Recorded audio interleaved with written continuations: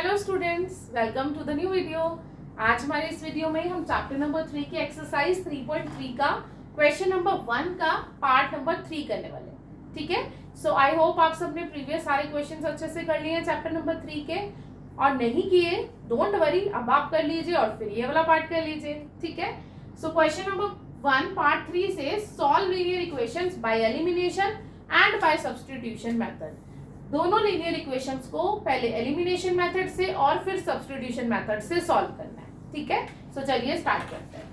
Equations are 3x minus 5y is equals to 4 minus 4 is equals to 0 and 9x is equals to 2y plus 7।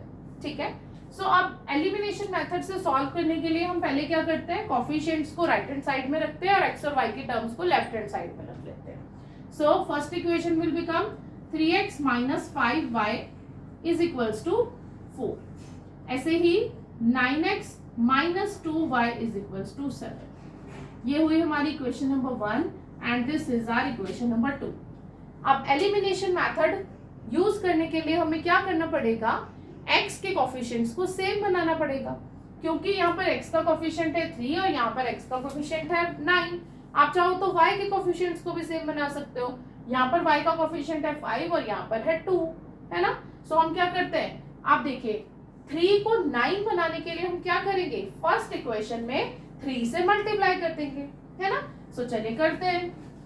So multiply equation number 1 by 3, it will become 3 3s are 9x minus 3 5s are 15y is equals to 3 4s are 12।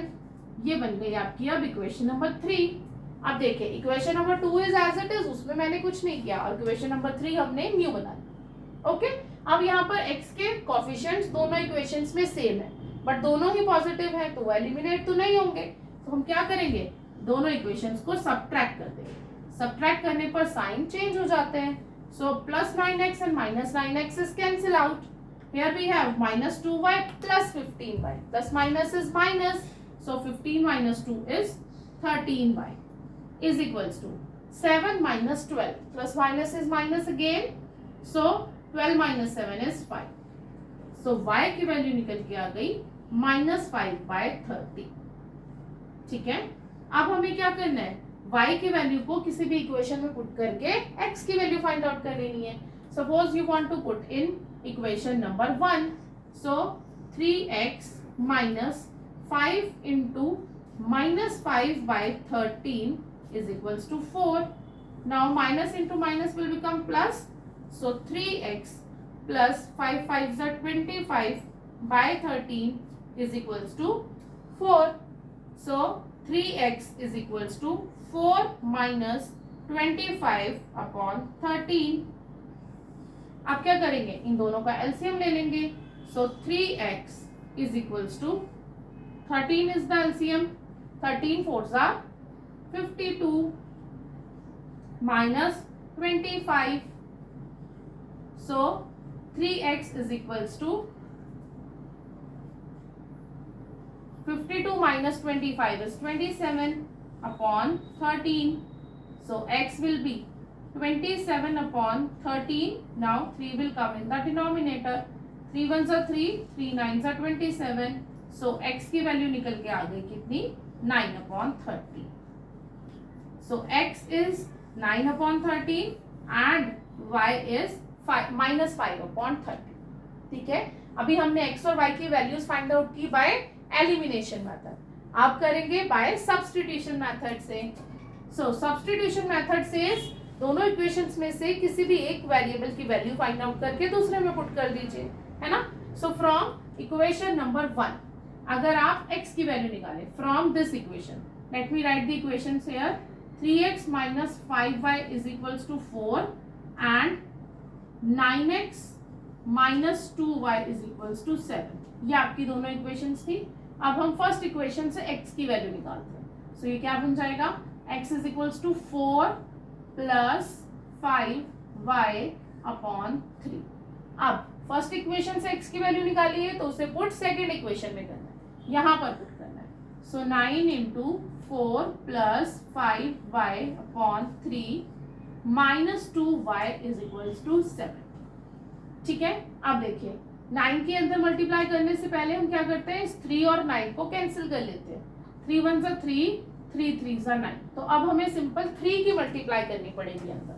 सो 3 4 सा 12 plus 3 5 सा 15y minus 2y is equals to 7। So 12 को उधर भेज दीजिए। 15 minus 2 is 13y is equals to 7 minus 12।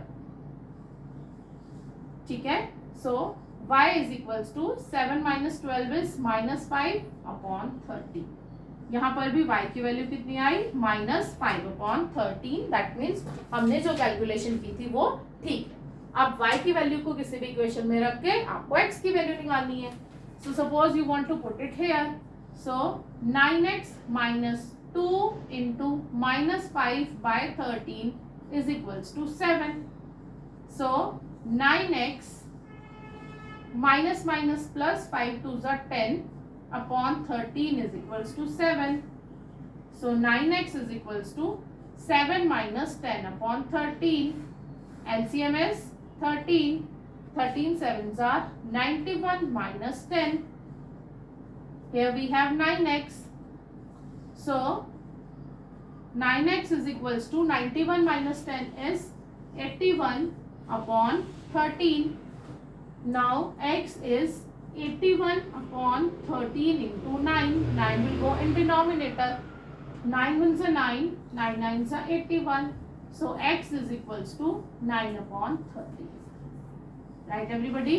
So यहाँ पर भी हमारी x की वैल्यू आई 9 upon 13 और y की वैल्यू आ गई minus 5 by 13. That means our all answers are correct. ठीक है, पहले हमने सॉल्व किया बाय एलिमिनेशन मेथड, फिर हमने सॉल्व किया बाय सब्स्टिट्यूशन मेथड। आप चाहें तो ऊपर हेडिंग भी लिख सकते हैं, by elimination and by substitution. I hope this question is all clear to you. कहीं पर भी कोई डाउट है so do write me in comment section, I will clear all your doubts. ठीक है, समझ में आ रहा है तो लाइक और शेयर करना तो बिल्कुल मत भूलिए। मिलते हैं जल्दी एक और नई वीडियो के साथ। Bye everyone.